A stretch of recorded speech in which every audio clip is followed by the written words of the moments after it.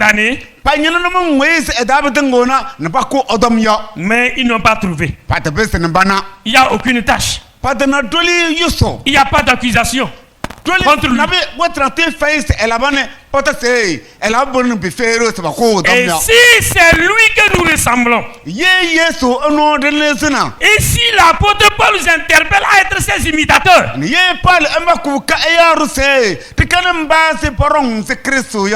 que Dieu nous donne la force, la capacité de marcher comme lui-même il a marché.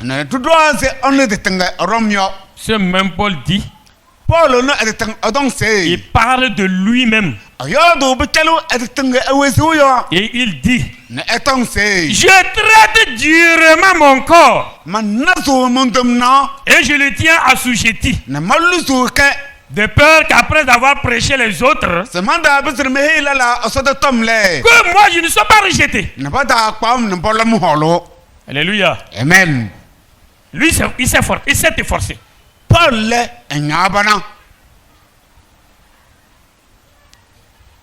Il a fait le renoncement de son ancienne vie. Tout ce que son corps lui demandait, il a dit non, non, à cause du royaume des cieux.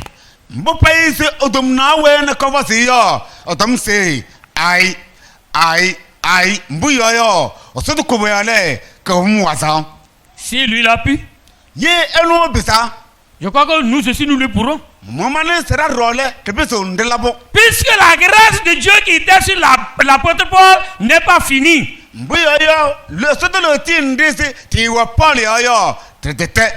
Cette grâce est aussi sur nous. Si nous pouvons vivre comme Paul aussi le dit,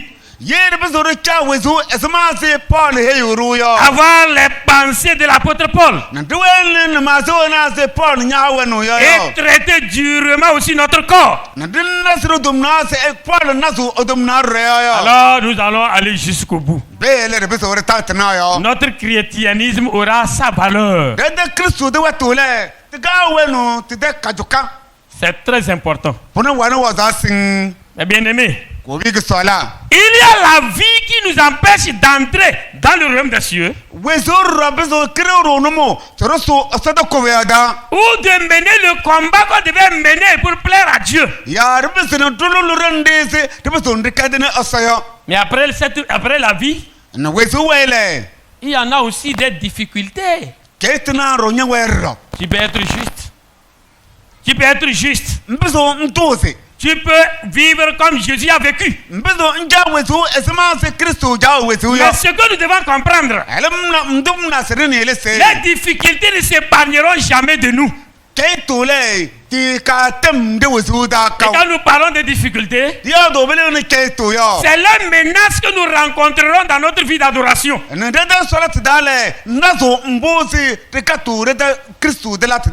douleurs que nous rencontrerons dans notre vie d'adoration.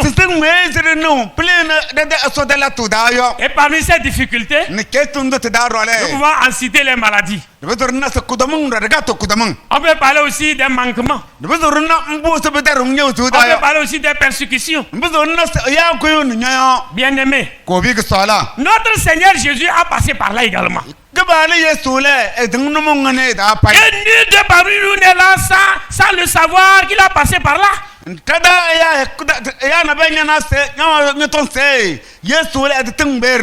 Et nous devons comprendre que d'abord, celui-là qui veut marcher pieusement avec Christ,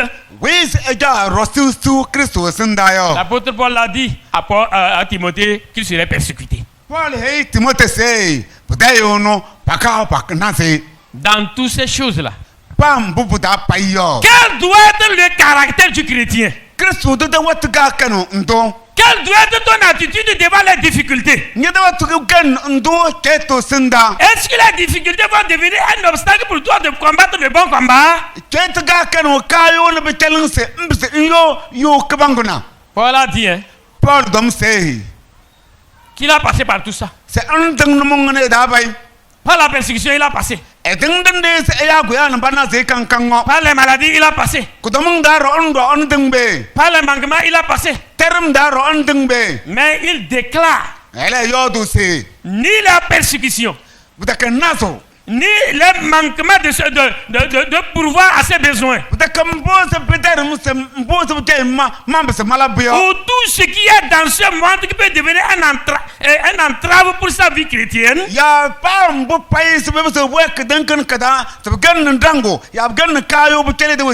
cela ne le séparera jamais de l'amour de Christ.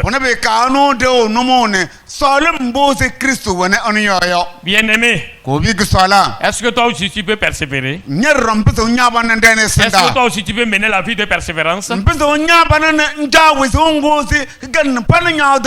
Quand ton corps serait torturé par les maladies, quand les gens se moqueront de toi, quand tous tes amis t'abandonneront, pourras-tu persévérer, marcher avec Christ en disant comme l'apôtre Paul a dit que ni les choses de ce monde, ni la persécution, ni les manquements, rien de ces choses ne séparera de l'amour de Dieu. On doit reconnaître les vrais combattants dans les difficultés. C'est pas dans la paix qu'on va les connaître. Ce n'est pas dans l'abondance qu'on va les connaître.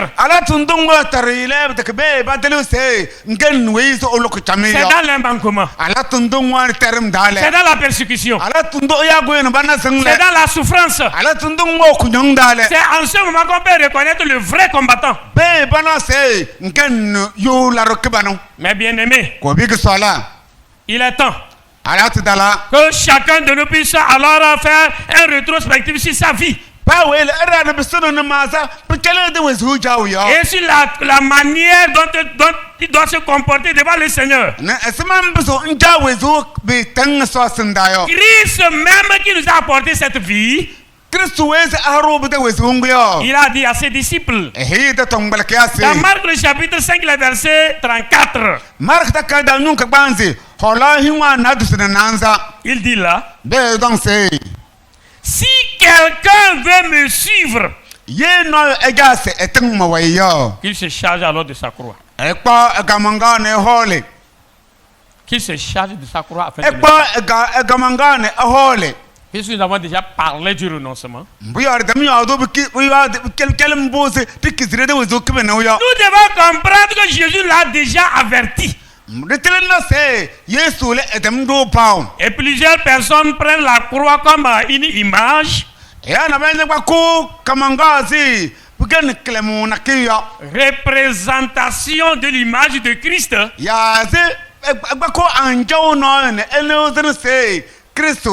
des fois porté au cou ou à la porte de la maison,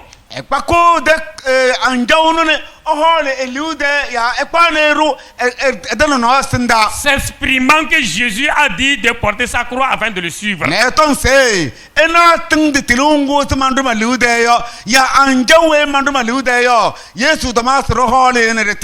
En oubliant qu'il a dit qu'on ne doit pas le représenter par une image quelconque.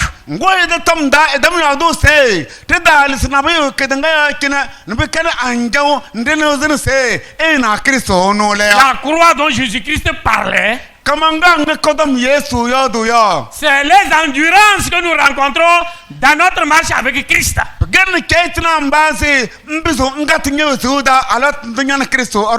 Bien-aimé, vas-tu garder la foi dans toutes ces situations? L'apôtre Paul a dit à Timothée, j'ai combattu le bon combat. J'ai achevé la course. J'ai gardé la foi. Praise the Lord. Alléluia. Praise the Lord. Alléluia. L'apôtre Paul a passé par là. notre Seigneur Jésus-Christ a passé aussi par là. Nous n'allons pas oublier qu'il a été malmené à la croix du Calvaire. Les gens même se sont moqués de lui. Les rois même l'ont giflé. On a percé ses deux côtés. Et il a reçu les pointes des clous sur la croix, sur la croix du Calvaire.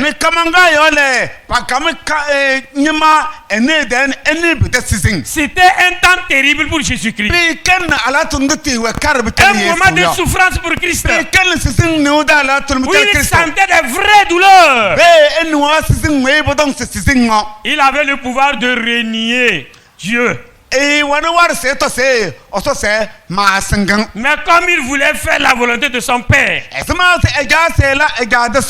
sans sa propre volonté, il a supporté. Il a supporté. Bien-aimé, tu peux aussi supporter devant la maladie. La maladie ne peut pas devenir un obstacle pour toi de mettre la séparation entre toi et Dieu. Comme d'autres le font aujourd'hui. Et ils se posent de multiples questions, en blâmant même le Seigneur Jésus-Christ. Si réellement Christ existe, d'où vient alors ces mots dont je souffre? D'où vient ces persécutions que je traverse? Pourquoi ces manquements dans ma vie? Pourquoi tel?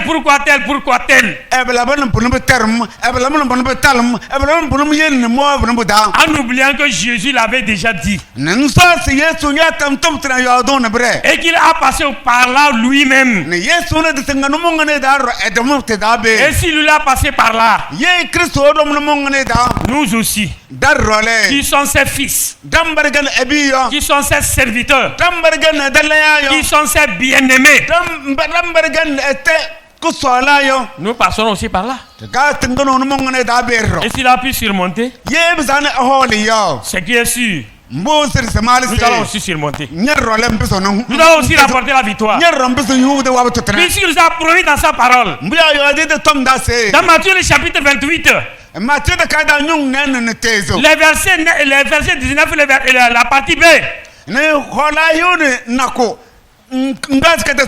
Et voici, je serai avec vous jusqu'à la fin du monde.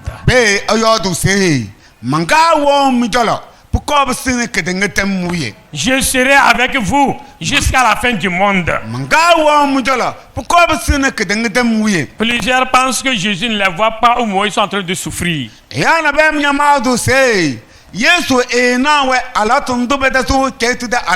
Ils pensent que Jésus ne les aime pas, c'est pourquoi il les laisse souffrir. Frères et sœurs en Christ, s'il ne nous avait pas aimés, il n'allait pas passer à la croix du Calvaire. Si Jésus ne nous avait pas aimés, il n'allait pas accepter de venir dans ce monde. S'il ne nous avait pas aimés, il n'allait non plus dire qu'il est avec nous jusqu'à la fin du monde. Ce que nous devons comprendre, il y a certains moments, Dieu nous met sur sa balance. Il nous met sur sa balance. Je le répète, Dieu nous met sur sa balance.